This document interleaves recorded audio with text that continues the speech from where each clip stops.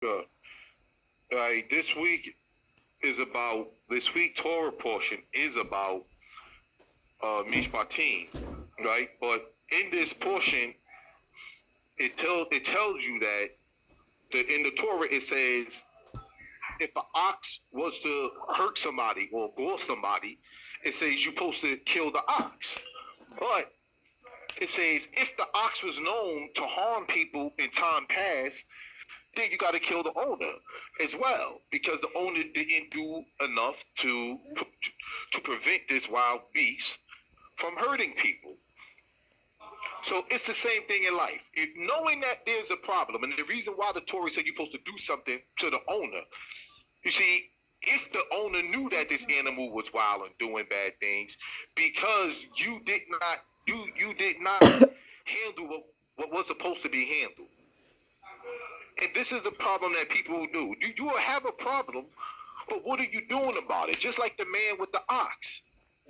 The ox was hurting people, goring people.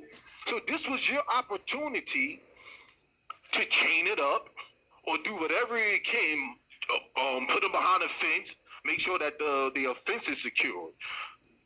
But if you know you have an animal that's wild and you don't do nothing, the Torah states you get in trouble just as well. So this leads me to go into, you got people who know that there's problems, but you're not doing nothing about the problem and it's causing you problems now. This is what I always tell people, right? Knowing that brakes stop a car is not going to stop the car. You still have to apply your foot to the brake in order for the brakes to work, in order for the car to stop. See, because you can know something is a problem, but if you're not doing nothing about it, then it's you basically didn't solve nothing. The reason why I say that because you got two different alarms. You got your regular clock. You can hit the snooze button on it. You can hit the snooze button on an alarm clock. You can't hit the snooze button on a smoke detector. When that alarm goes off, there's only two things that's there. You got to pay attention to it.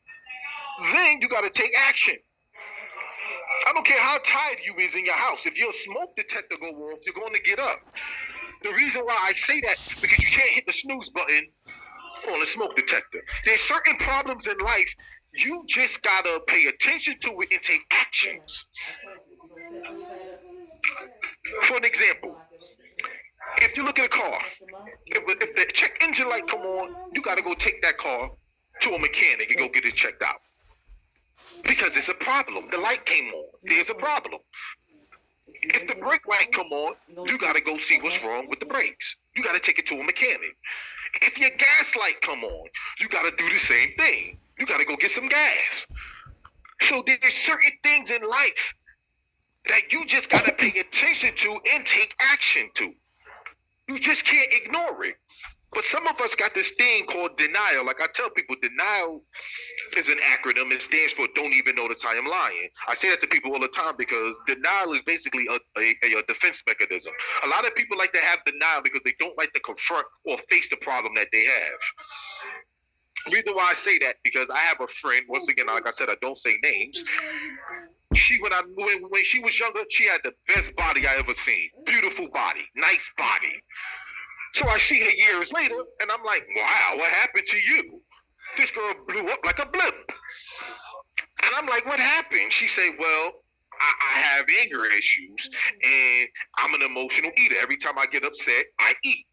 So I'm like, how angry did you get? I mean, the girl gained like 100 pounds. I'm like, my goodness, you don't see the problem here? She told me what? I said, the problem is your anger. You're not checking it. You're not checking it. You're an emotional eater. Every time you get upset, you eat. How upset are you getting? And what is causing you these problems that getting you that upset? It's the same thing. A lot of things in life, there's problems, but we try to ignore our problems. When you look at cholesterol, high cholesterol, that's a problem. You got to change your diet. Diabetes, if you're not born with it, you got to stop eating sugar. High blood pressure, that's stress and salt. So your body even gives you alarms, telling you that when there's a problem, you have to correct it. Because if you don't, it will correct you. And that's the problem that a lot of people in life have. They like to ignore their problems. As if they like to play the ostrich game with their problems. If I'm in danger, I'll just stick my head in the dirt and pretend that the predator is not there. That's literally what an ostrich would do. But it don't work. You can't just run and close your eyes and pretend your problems is going to go away. If you got problems, the only person who is going to fix them is you. Like I said, you can't hit the snooze button on an alarm. I mean, you can hit it on an alarm clock, not on a smoke detector. Certain things, certain problems in your life require action and attention. So and the reason why people don't want to confront their problems because problems come with change. Change is painful, and most people rather not change unless they have to. Why? Because they're content with where they at. This is the problem that a lot of people have. They have problems, but they're content with their problems. But this is what hurts us. There's certain things in life, as the Torah portion this week talks about. It clearly tells you if this ox was known to hurt and gore people and the owner didn't do nothing about it, then you got to do something to the owner as well. So if there's a problem, you got to take care of it because your problems can also take care of you. Later on, my last one here. The last one, it says in the Torah this week, you should not follow a multitude to do evil. Why? Because the books basically tell you that if 99 people are saying no to something and you know the answer is yes, you're supposed to say yes. See, this is the problem. Why do you think the book said you should not follow a multitude to do evil? Because most people in life don't like to admit to it. They're followers. Okay? They'll rather fit in instead of fitting out. And I always tell people, be yourself. Hell, everybody else is taking, be you.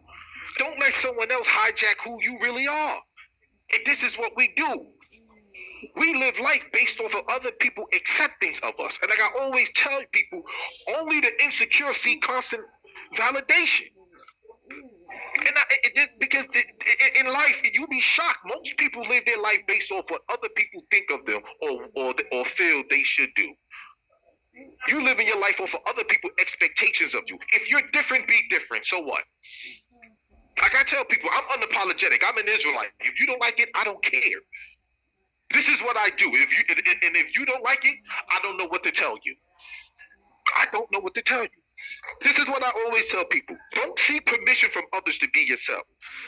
If you want someone else to accept who you are, you have to first accept who you are. Don't seek permission from others to be yourself. Be the voice and not the echo. But this is the problem with people. They'll rather follow a trend. Like me, I don't wear tight pants and I'm never going to do it. I don't care if it's the style or not. I think it's gay. I think it's homosexual.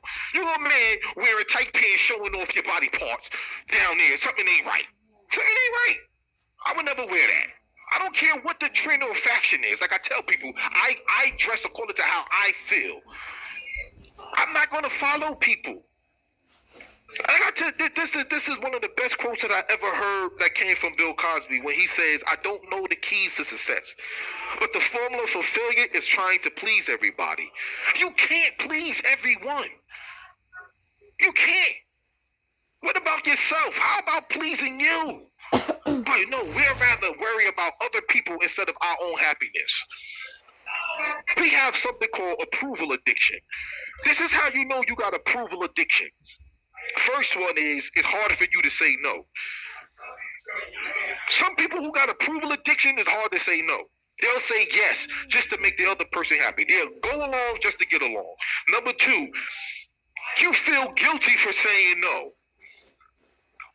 You got something called emotional blackmail. Now you say no, now you feel guilty and you feel bad. Even though you know no is the right answer and better for the person, you will still say yes. But never feel guilty for saying no. And I always tell this to people. If a person can't accept your no the way they accept your yes, that's not a real friend. If you can't accept my no, then you're not my friend. That's called usury. Loyalty one way is called usury. I can't be loyal to you and you're not giving me the same loyalty back to me. That's called usury. Now, When you thinking like that, you living a life on an emotional tightrope. Now you gotta worry about others. You worry more about what other people think rather than what's truthful. You got people in this world I know who got friends who they feel a certain way about, but they will not tell them because they know once they tell them, the relationship is over with. The relationship is over with. But I always tell people this: don't make someone a priority when all you offer them is an option. You can't change the people around you, but you can change the people you're around. If you're around somebody who's not accepting who you are, go find somebody who'll accept it. Because people like them, that's what they do. Instead of changing their ways, they'll change their friends. They'll find somebody who will accept their nonsense instead of changing it. So you flip it. I'd rather find someone who accept me for who I am instead of me changing. And I always tell this to people: don't lower your standards for people. If someone wants to be in your life, let them rise and meet it. But don't lower your standards. And a lot of people do that. They'll lower their standards just so someone will like them. But that's why the Torah says, don't follow a multitude to do evil. You got to be real and truthful to yourself. If you know something is wrong, it's wrong. If it ain't right, it ain't right. So long.